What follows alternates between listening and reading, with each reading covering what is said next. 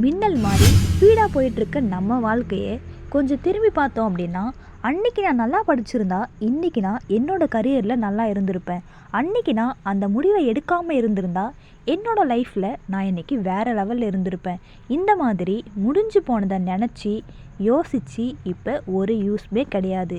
இப்போது நீங்கள் ப்ரெசண்ட்டில் என்ன பண்ணிட்டு இருக்கீங்க அதுதான் மேட்டர்.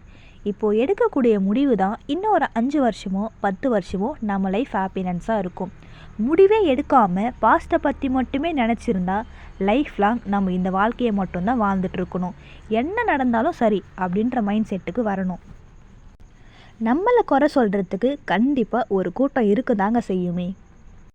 நீங்கள் அவங்க என்ன சொல்வாங்கன்னு நினைக்க ஸ்டார்ட் பண்ணிங்க அப்படின்னா உங்களோட கோல்டன் லைஃப்பை நீங்கள் வாழாமையே போயிடுவீங்க.